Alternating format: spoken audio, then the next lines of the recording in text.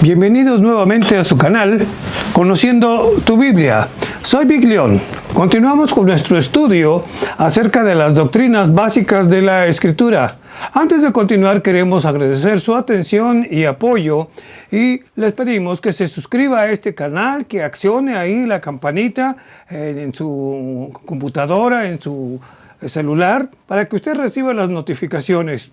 También nos apoya usted obsequiándonos un like o compartiendo este material. Lo puede usted hacer o bajar con toda confianza. Y también queremos agradecer sus comentarios que nos ayudan a mejorar. Al final del video aparece el correo electrónico donde usted se puede contactar con nosotros. Bien, continuamos entonces con nuestro estudio acerca de las doctrinas bíblicas, conociendo en este caso la doctrina bíblica acerca de la salvación. Bien, al hablar de salvación de nuestra alma, esto nos conduce a pensar en la obra completa e integral de nuestro Señor Jesucristo, obra que se consumó en la cruz y que se hizo manifiesta y patente por medio de su resurrección y también de su ascensión, siendo el propósito de su obra deshacer las obras del diablo y a la vez librar al pecador arrepentido de los efectos terribles de la condenación eterna.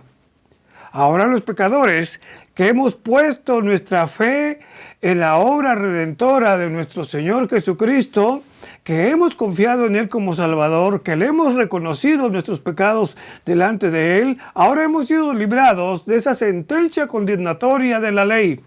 Hemos sido redimidos, pues Jesús con su muerte pagó a Dios el precio que se requería.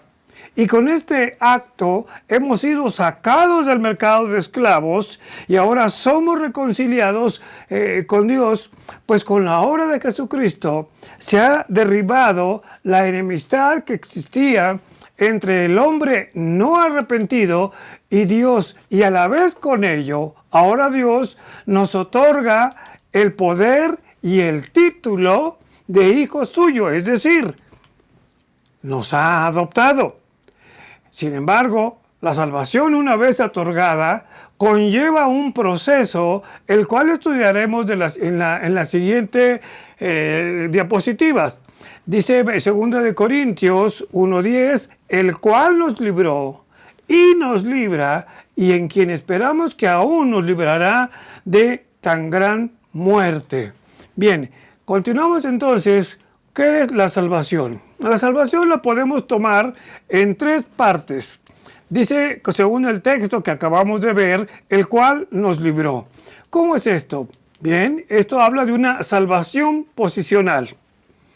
Habla que la persona, al recibir a Jesucristo, reconocer a Jesucristo, arrepentirse también de sus pecados y recibir a Jesucristo, esta persona ya es salvo desde ese momento, por eso es posicional.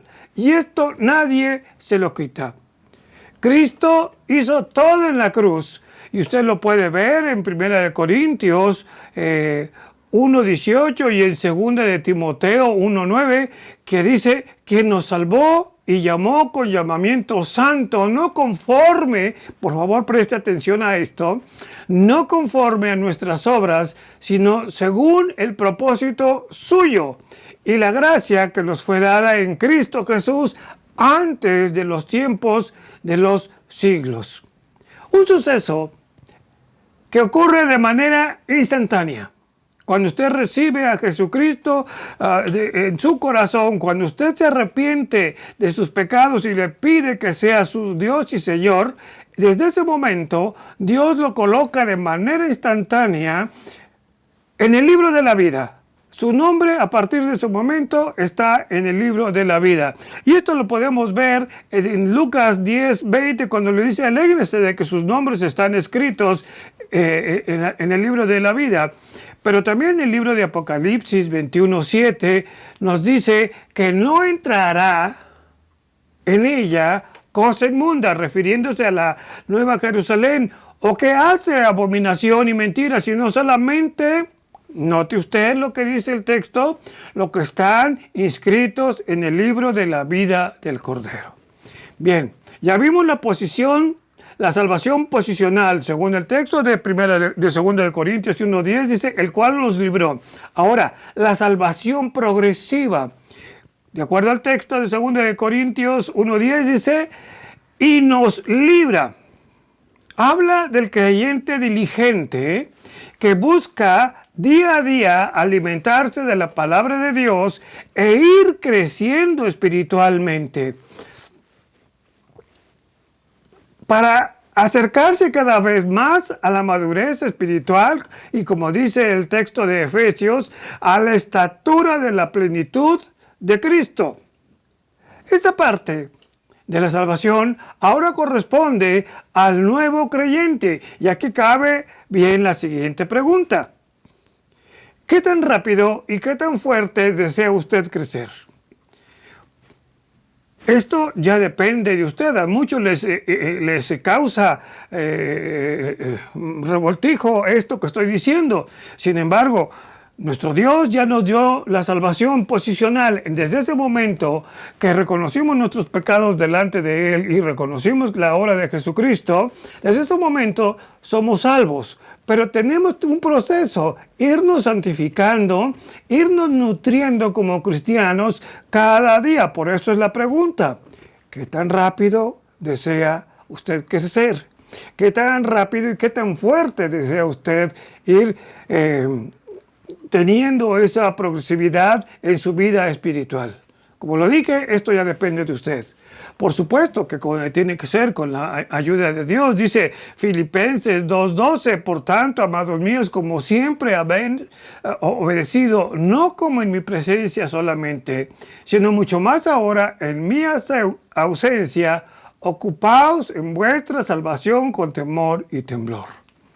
La salvación progresiva habla del creyente que está siendo salvado, es decir, continuamente. ¿Por qué? Porque continuamente tenemos que estar en oración, porque continuamente tenemos que estar estudiando su escritura, precisamente por eso se llama salvación progresiva, ir caminando. No es que nosotros abonemos en obras, no, definitivamente las obras no son para salvación. Es parte precisamente de nuestro crecimiento espiritual, en nuestro caminar, y así obtener diariamente la victoria para vencer las tentaciones. Después tenemos la salvación total.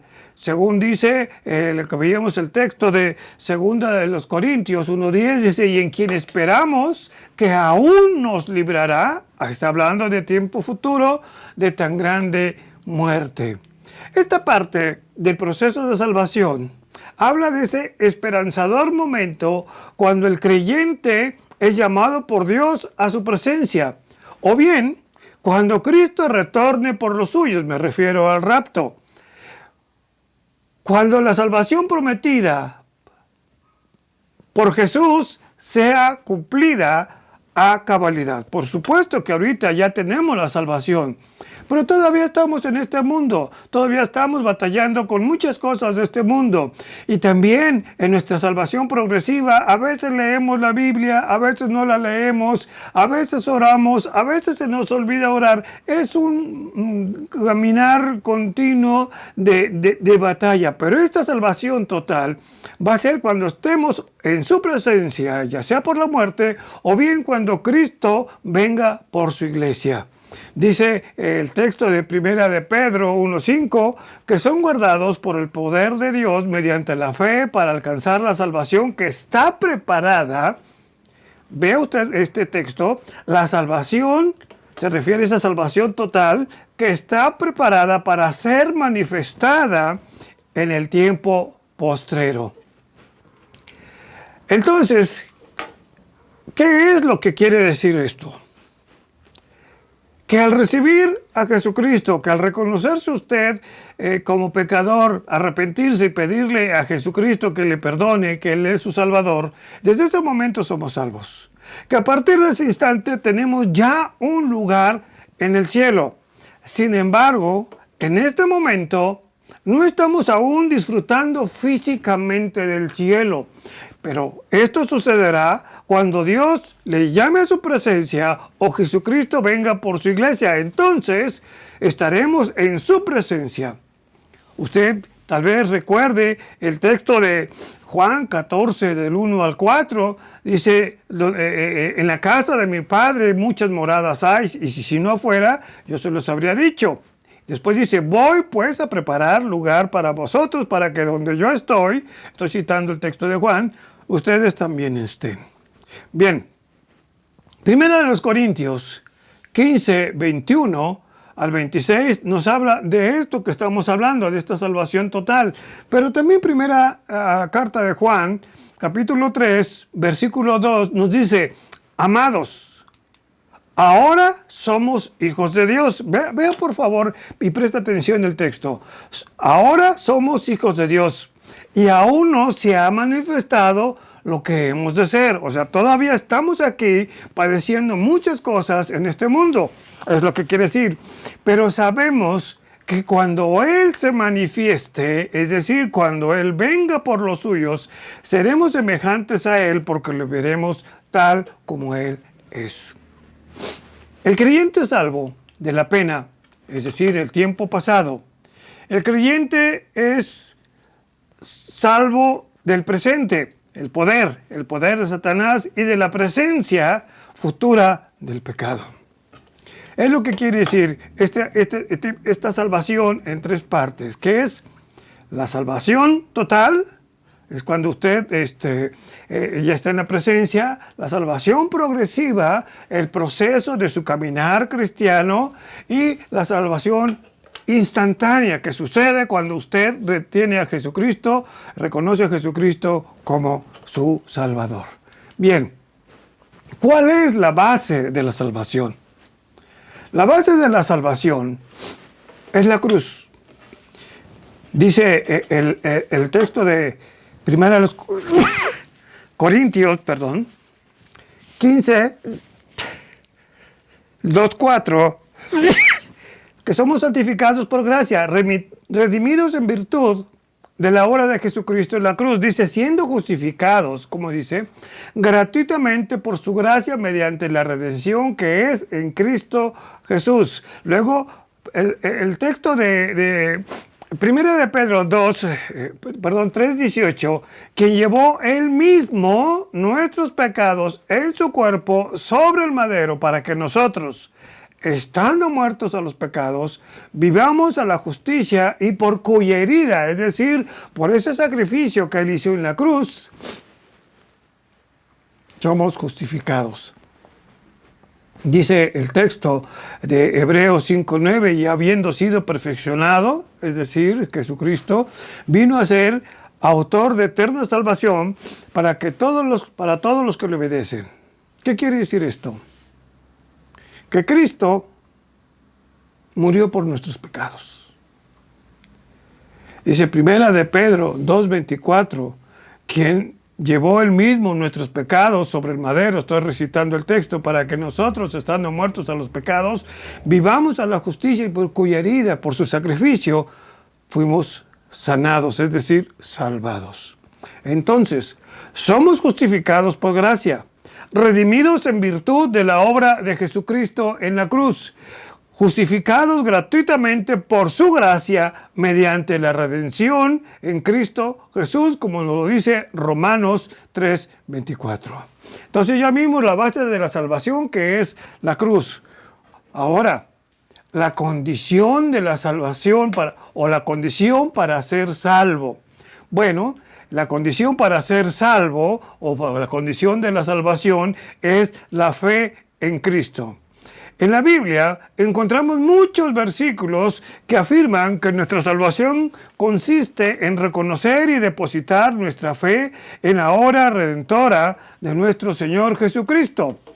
Y tan solo le voy a citar algunos textos. Dice, por ejemplo, cuando la mujer, aquella pecadora, que va y perfuma los pies de Jesús, e incluso es criticado. Si tú supieras quién es esta mujer, ¿se acuerdan de ustedes ese texto en Lucas 7:50? Y dice el Señor, bueno, a la que mucho se le perdona, también mucho agradece.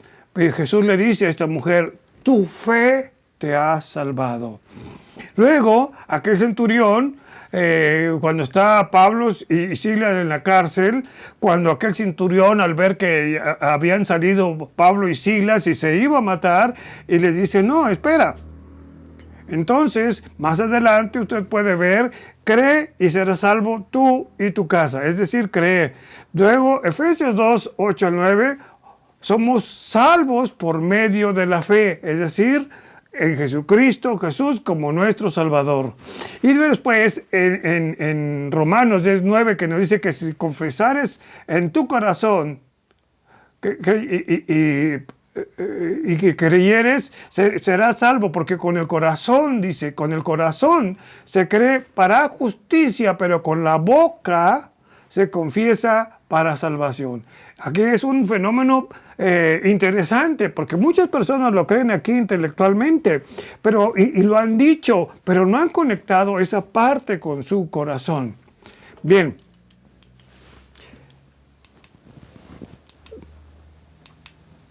La seguridad de la salvación. ¿Dónde debemos depositar nuestra seguridad acerca de la salvación? Pues en la palabra de Dios. La pregunta es, ¿cómo puedo estar seguro de mi salvación?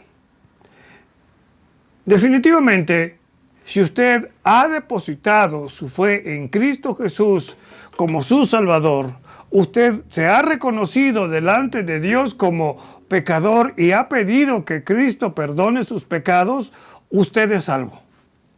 A continuación, le presento tan solo unos versículos que nos dan esa seguridad de que somos salvos. Por ejemplo, tenemos el texto de la segunda carta a Timoteo, capítulo 1, versículo 19, que nos dice, versículo 9, segunda Timoteo 1:9, dice, quien nos salvó y llamó con llamamiento santo, no conforme a nuestras obras, sino según el propósito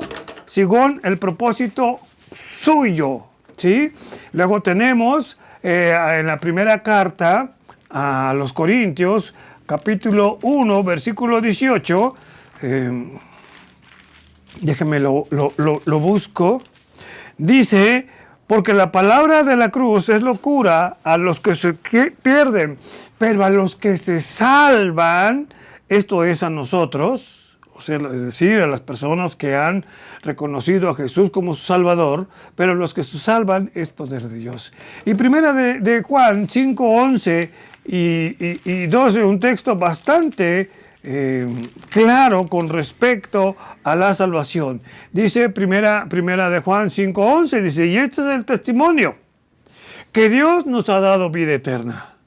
Y esta vida, note el versículo, y esta vida está en su Hijo.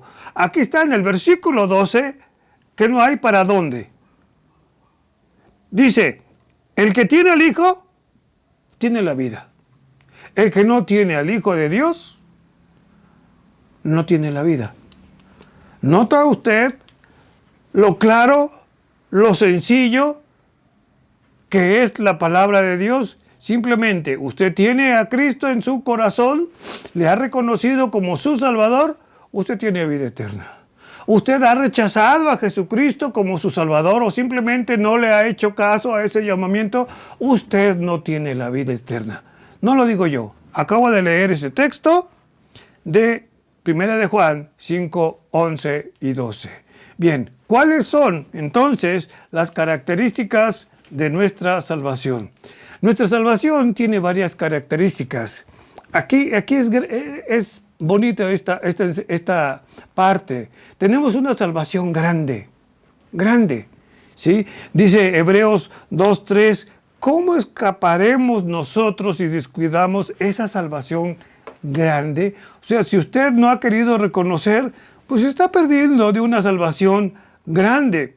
Y luego dice, común a los cristianos, dice Judas versículo 3, esta fe que es común a los cristianos, dice, amados por la gran solicitud que tenía de escribirles acerca de nuestra común salvación.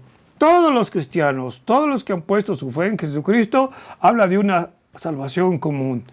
Luego, la salvación es eterna. No es hoy sí, mañana no, como algunos lo predican. Dice Hebreos 5:9, y habiendo sido perfeccionado,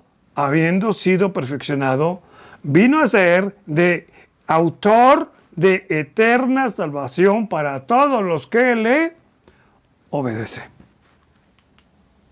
¿Se da usted cuenta? Lo que tenemos por parte de nuestro Señor Jesucristo, pero también nuestra salvación es divina, ¿sí? Es decir, que viene de parte de nuestro Dios. Dice Hechos 28:28, dice, sabed pues que a los gentiles es enviada esta salvación de Dios y ellos oirán. Esto es cuando Pablo habla por última vez con los judíos y los judíos deciden rechazar el mensaje de Pablo. Entonces Pablo les dice, esta salvación viene de Dios y es enviada a los gentiles, usted y yo, que no somos judíos, y ellos, es decir, los gentiles, ellos sí van a oír. Pero también esta salvación es personal.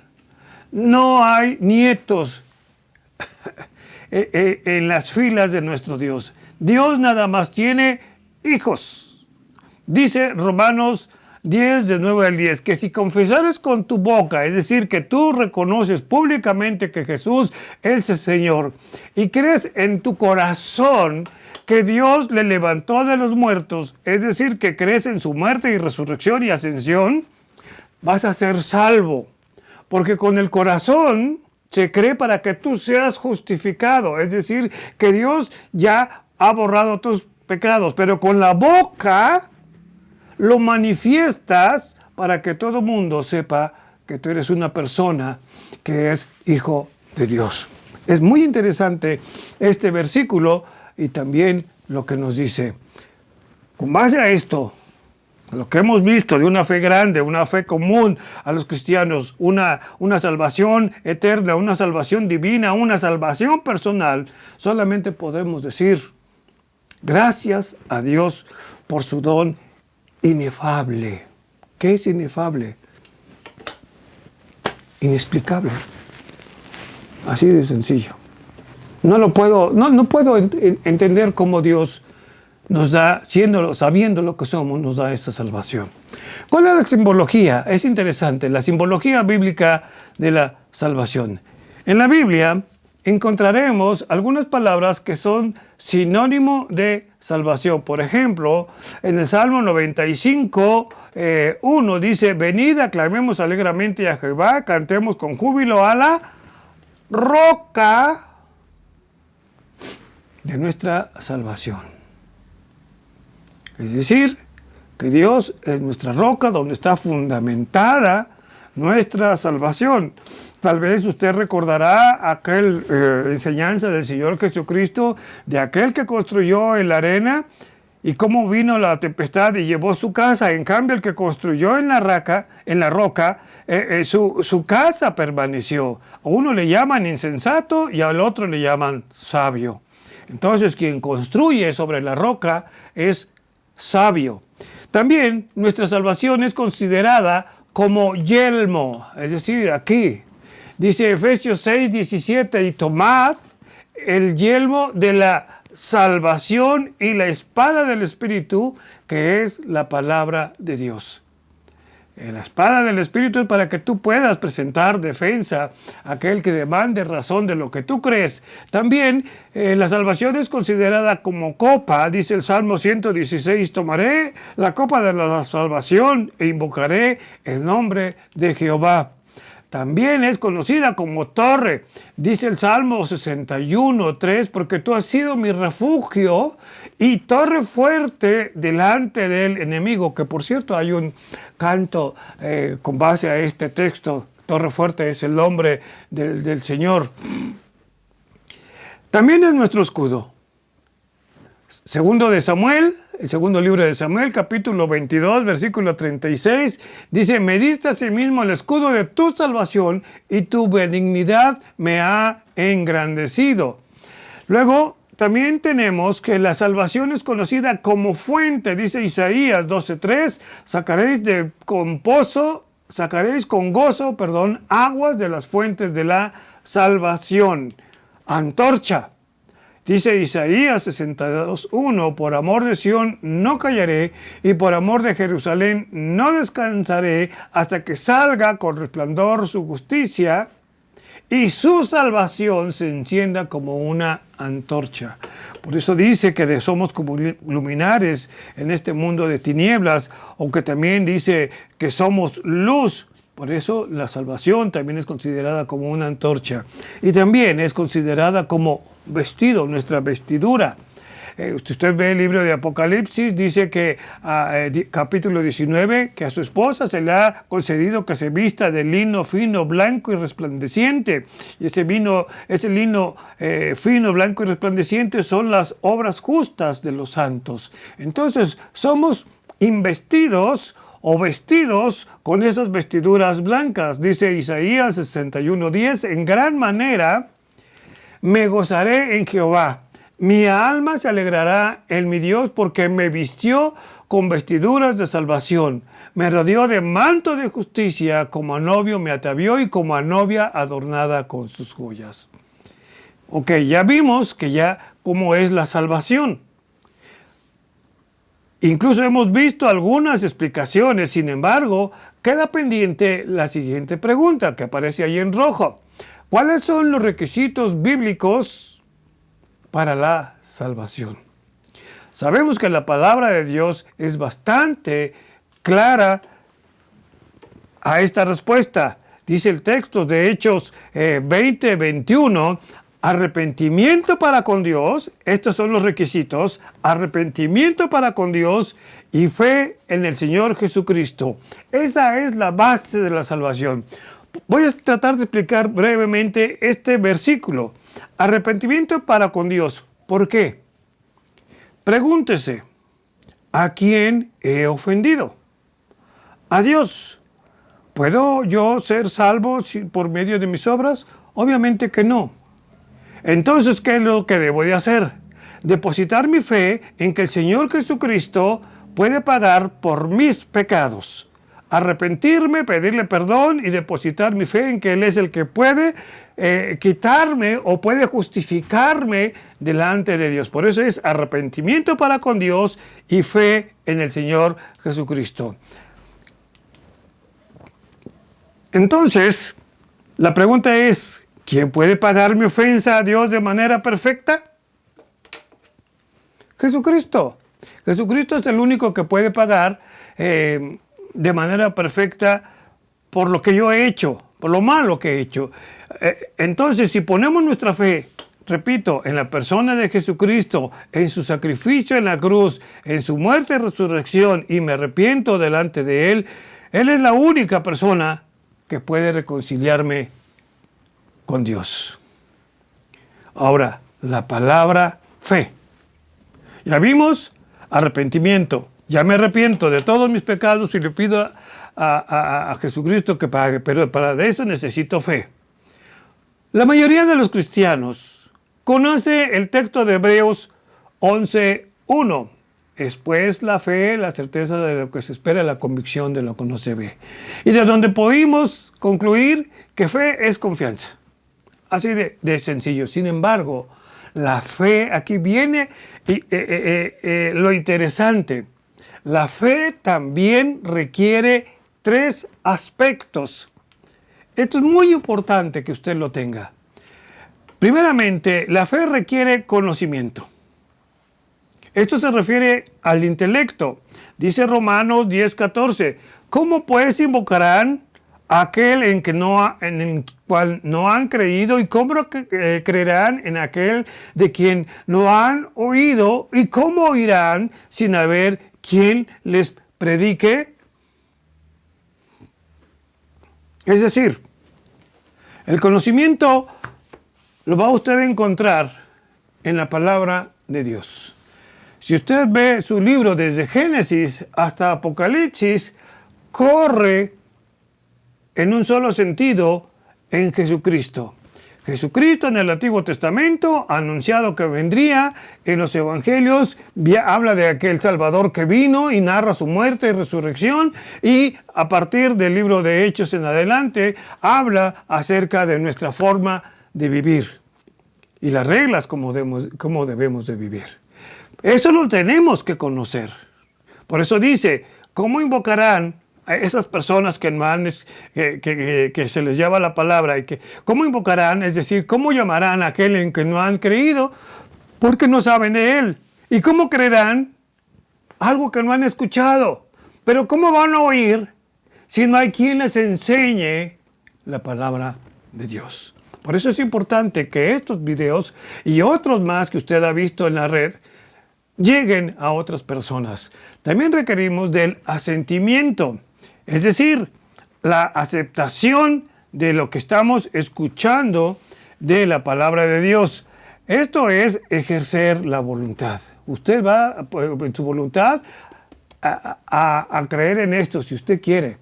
Dice el texto de Hechos 17, dice, algunos creyeron, cuando está hablando Pablo en Berea, dice, algunos creyeron y se juntaron con Pablo y con Silas y los griegos piadosos en gran número y mujeres nobles no pocas. Es decir, aceptaron lo que Pablo en Atenas les estaba hablando. Perdón, en Tesalónica, Pablo y Silas estaban en Tesalónica. Entonces, ya que vimos esta parte que la predicación y la aceptamos, ahora viene la tercera parte, que es la importante. ¿Por qué digo que es importante? Mucha persona tiene el conocimiento de que existe un varón que se llamó Jesucristo y que murió por los pecados del mundo. Y la prueba está en Semana Santa y en fechas de diciembre que supuestamente se conmemora la Navidad. Ahí está el conocimiento. De alguna manera están reconociendo que existió este hombre. El asentimiento. ¿Lo aceptan? Sí, lo aceptan. Sí, pues la historia, algunos dicen que sí, otros incluso hicieron películas. Bueno, sí, está bien. Pero lo interesante es apropiarse, es decir, tomar para sí estas enseñanzas y guardar su palabra en su corazón, es decir, hacerlas suyas. Aquí tenemos en el texto de Hechos 8:37, cuando aquel hombre subía, aquel eunuco, subía para adorar, el texto conocido como Felipe y el etíope, y cuando Felipe le dice, ¿entiendes lo que lees? Y dice este hombre, ¿cómo voy a entender si no hay quien me lo explique? Y luego dice, Felipe, abriendo su boca y comenzado desde la Escritura, anunció el Evangelio de Jesús a este señor. Y luego ya vemos que más adelante Felipe le dice, lo que necesitas después de haber creído, le dice, si crees de todo corazón, bien puedes bautizarte. Y respondiendo el eunuco dijo, aquí está la apropiación. Creo que Jesús es el Hijo de Dios. Entonces, tenemos que para la fe se necesita el conocimiento, el asentimiento y la apropiación. Cuando se reúnen estos tres requisitos, se puede decir que hay fe. Vamos a verlo de esta forma, por favor. Un gran número de gente conoce a Jesucristo de una manera intelectual. El número se reduce a Jesucristo, de los que conocen a Jesucristo como Dios y hombre. Sí lo aceptan. Y de esto podemos verlo al sondear algunas religiones. Y el número aún se reduce más en la apropiación o aceptación de la obra redentora de Jesucristo. Y la prueba de este argumento es la cantidad de religiones que todas dicen tener la verdad, Todas dicen que están basados en la Biblia, pero muy pocas denominaciones se puede decir que andan en la verdad. Dice segunda de Juan, versículo 4, dice, mucho me regocijé porque he hallado a alguno de tus hijos andando en la verdad conforme al mandamiento que recibimos del Padre. Ahora analicemos la palabra arrepentimiento. La palabra arrepentimiento viene del griego meta, adelante, noia, mente, más allá de nuestra mente. ¿Qué quiere decir esto? Que si usted tenía una mente de perversión, de pecado, ahora esa mente, usted va más adelante de eso y cambia su manera de hacer. Es decir, que nos indica un cambio de actitud y de mente, y así como dar también la espalda a determinadas conductas que desagradan a Dios. Tristemente, la palabra arrepentimiento se confunde con los sentimientos de remordimiento de conciencia. Es por eso que muchos acuden a la religión, se dan sus golpes de pecho, se dan, cumplen con ciertos requisitos y oraciones para sentirse perdonados, hacen obras de beneficencia para sentir que están contribuyendo en algo, hacen mandas, peregrinaciones, pero eso nada más remordimiento de conciencia. Arrepentimiento es cambiar nuestra forma de pensar, nuestra forma incluso de ser. El remordimiento de conciencia nos indica que si hicimos algo más y tal vez nos constrilla el corazón, sí, hizo algo malo y ahora, híjole, la regué, no hay manera. Pero si no hay cambios, realmente no hay metanoia. Es decir, no hay arrepentimiento.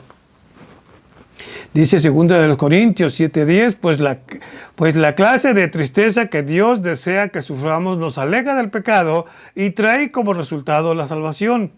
No hay que lamentarse de esta clase de tristeza, pero la tristeza del mundo, es decir, el remordimiento de conciencia, al cual le falta arrepentimiento, resulta en muerte espiritual.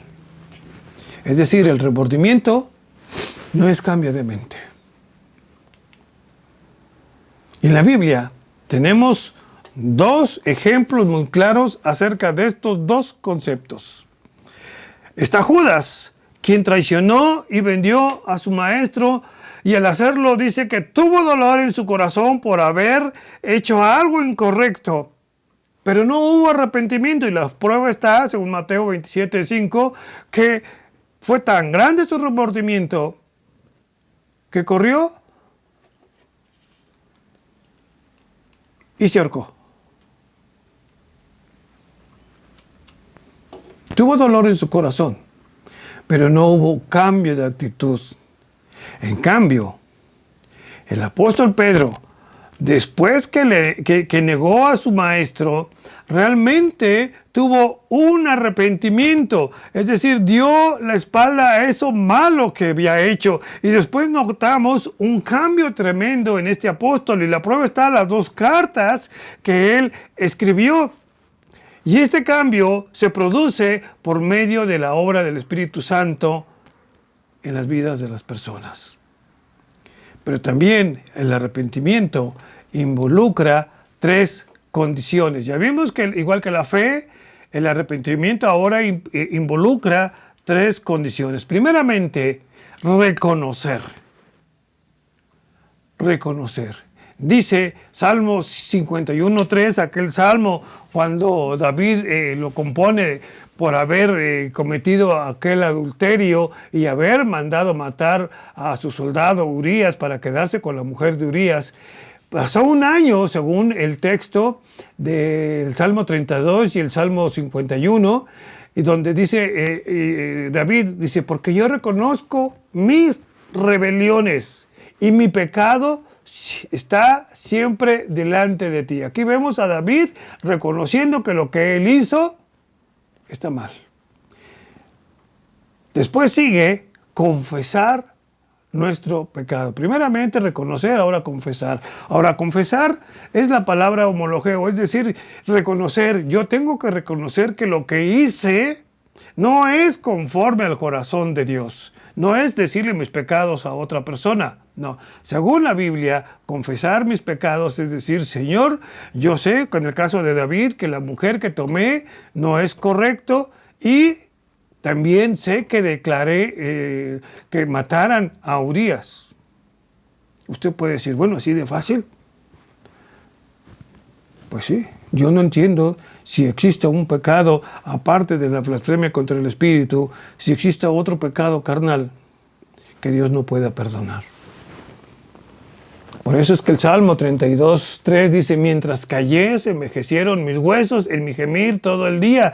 Luego en el 32:5, mi pecado te declaré, es decir, lo confesé y no encubrí mi iniquidad, es decir, mi injusticia. Dije, confesaré mis transgresiones, es decir, mis faltas a la ley de Dios, las voy a confesar a Dios. Entonces ya vimos reconocer, confesar y el siguiente paso es abandonar o dejar. Dice el texto de Proverbios 28:13, el que encubre sus pecados no prosperará, mas el que los confiesa y se aparta alcanzará misericordia. Pero también es necesario saber que estos tres pasos del arrepentimiento se relacionan con la mente del hombre. Por eso es la palabra metanoia. Primeramente el intelecto. Cambio de manera de pensar. Por eso Romanos 12:2 dice, no se conformen a este siglo. Es decir, no se hagan a la forma de este siglo, es decir, de este mundo, de lo que te ofrece este mundo, sino transfórmense por medio de la renovación. La palabra transformar es decir, sufran esa metamorfosis, así como el gusano después se convierte en mariposa. Por eso dice, sufran esa metamorfosis por medio de la renovación de vuestro entendimiento para que comprueben cuál es la voluntad de Dios, agradable y perfecta.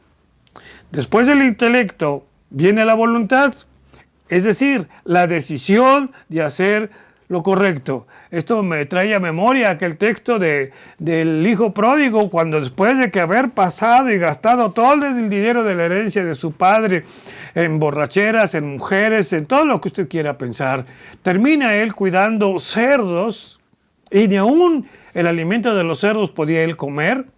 Es cuando él recapacita y dice, me levantaré e iré a mi padre y diré, Padre, he pecado contra el cielo y contra ti. Esto es la voluntad.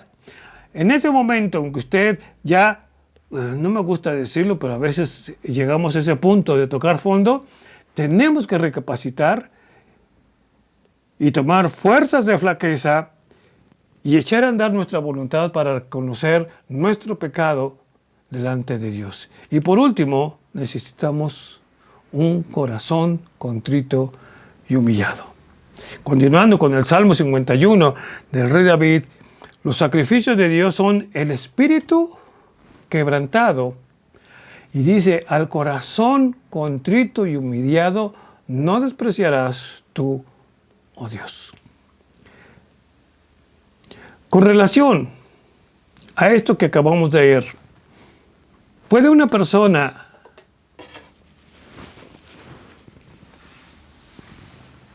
ser salva sin arrepentimiento? Esto lo digo porque vimos Hechos 20:21, que es arrepentimiento para con Dios y fue en el Señor Jesucristo, y ya desglosamos cada uno de los pasos para nuestra salvación. Pero aquí la pregunta es, ¿puede ser una persona ser salva sin arrepentimiento? Mi estimado oyente y amigo y hermano, definitivamente no. ya que la obra del Espíritu Santo es hacer ver al pecador su culpa, peligro e impotencia para que se vuelva a Dios sinceramente. De tal modo que si no reconoce su maldad, no hay arrepentimiento, y sin arrepentimiento no hay salvación. Dice Lucas 13:3, os digo que si no arrepentís, todos perecerán igualmente. Luego en el 13:5 dice, no, si antes no se arrepientes, todos perecerán igualmente. Ahora viene la otra parte. ¿Puede una persona ser salva sin tener fe? Igualmente, hablando bíblicamente, no. Algunos podrán decir que sí, pero la Biblia dice que no. Hay muchas personas que tienen fe y los vemos que tienen su fe en un determinado personaje o en una determinada figura supuestamente divina o en una imagen considerada como sagrada. Hay muchos lugares donde enfocan su fe. Realmente no es en sí la fe, sino el objeto de tu fe. Si Cristo es nuestro objetivo, nuestro punto de referencia de nuestra fe, entonces tenemos la certeza y la seguridad de que tenemos la salvación. Por eso dice el texto de Hechos 4:12, dice, y en ninguno otro, es decir, en ninguna otra persona, en ningún otro ser humano, en ningún otro divinidad, hay salvación. Estoy hablando en el caso de las personas que creen en otras cosas. Porque no hay otro nombre bajo el cielo dado a los hombres en que podamos ser salvos. Y si nota, no se menciona ningún intermediario en este versículo, por muy bueno que haya sido. Luego tenemos el texto de 1 de Timoteo 2:5, dice, porque hay un solo Dios y un solo mediador entre Dios y los hombres, es decir, entre Dios y el hombre, dice Jesucristo, hombre. No hay otro intermediario. Y lo que voy a decir, si lo ofende, discúlpeme, pero es la verdad. Ni María, ni el santito que usted crea, ni San Juditas Tadeo. No hay otro mediador entre Dios y los hombres, sino solamente Jesucristo.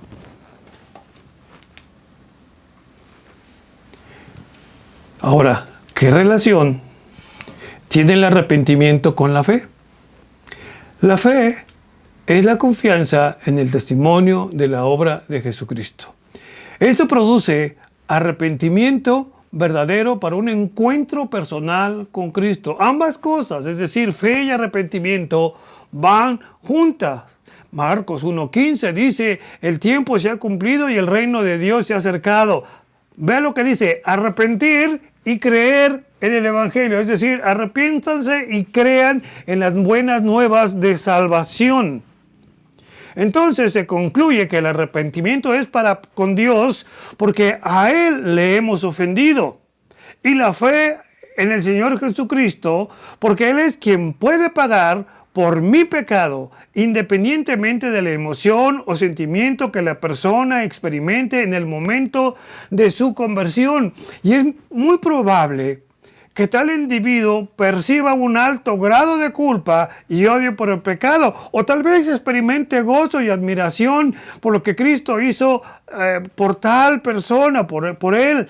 Y ambas emociones, ya sea separados o juntas, la verdad espiritual y teológica es que dentro del evento de la conversión, tanto el arrepentimiento como la fe deben de estar presentes.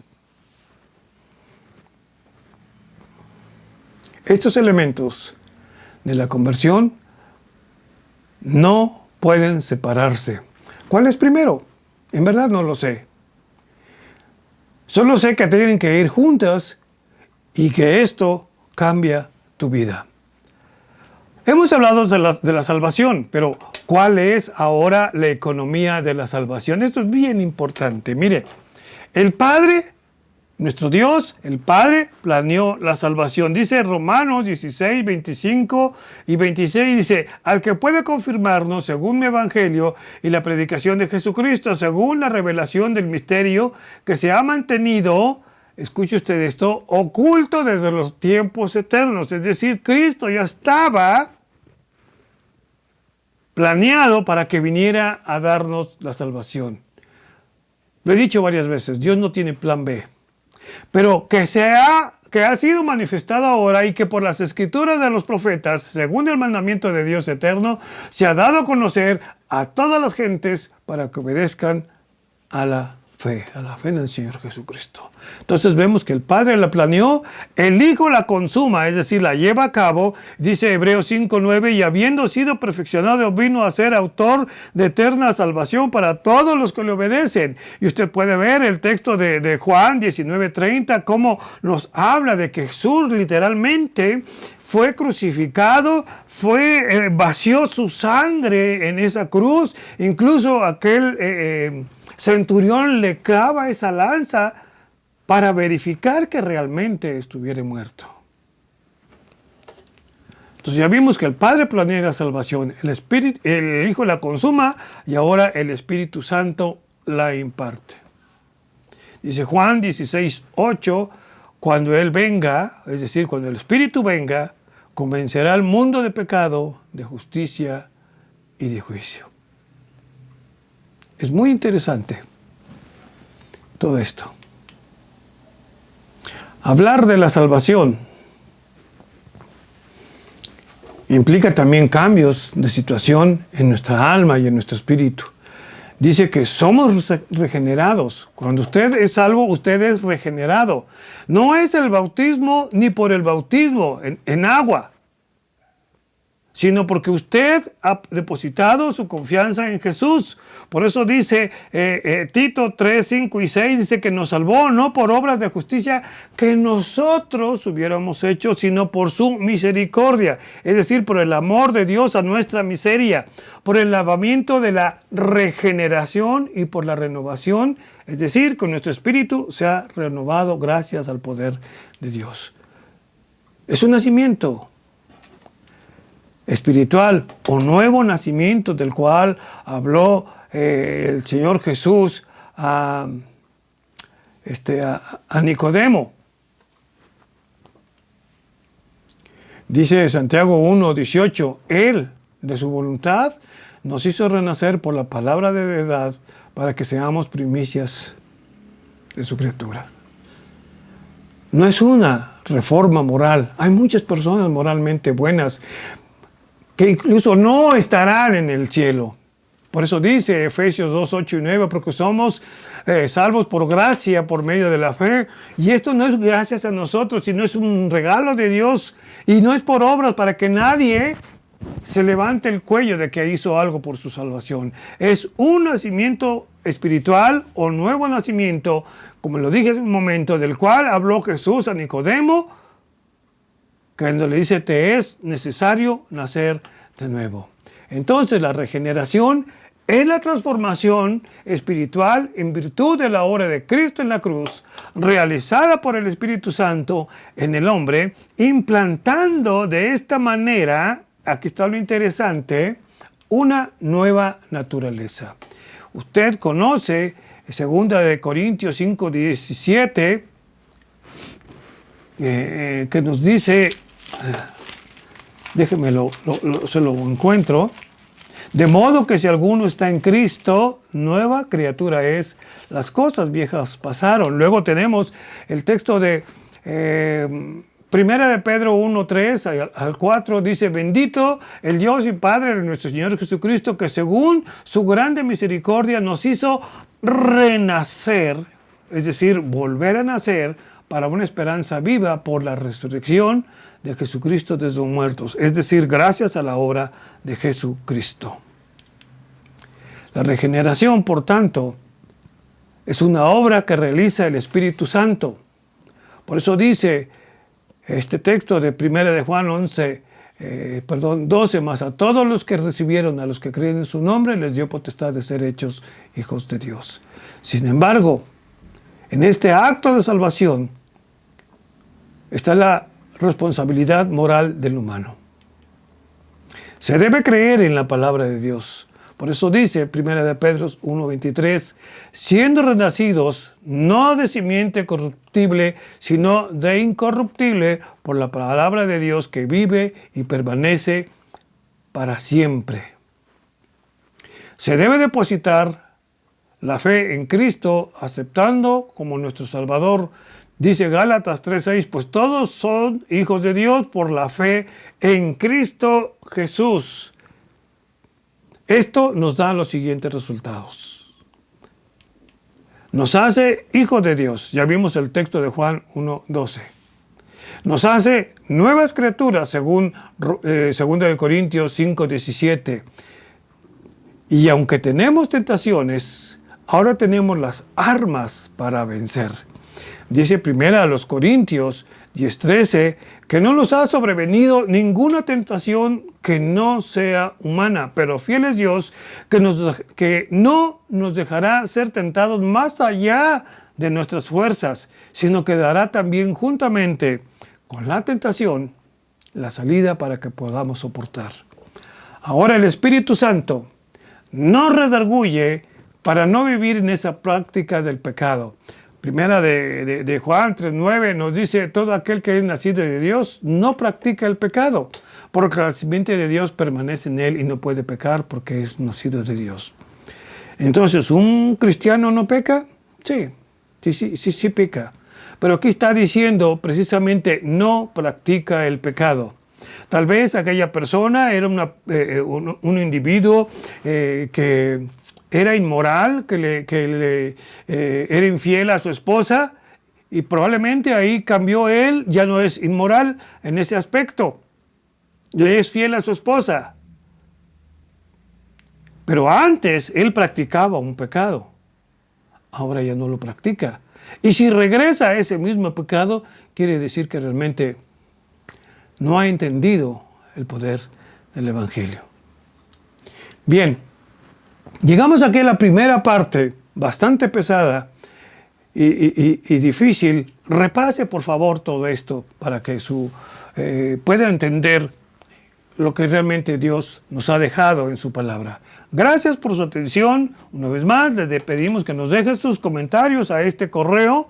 Y recuerden, mi estimado amigo y hermano, la tierra tiene que ser llena del conocimiento de su gloria como las aguas cubren el mar. Y para que esto suceda, usted comparta la palabra de Dios, incluso comparta este material. Una vez más, gracias por su atención y que Dios les bendiga. Nos vemos en la segunda parte.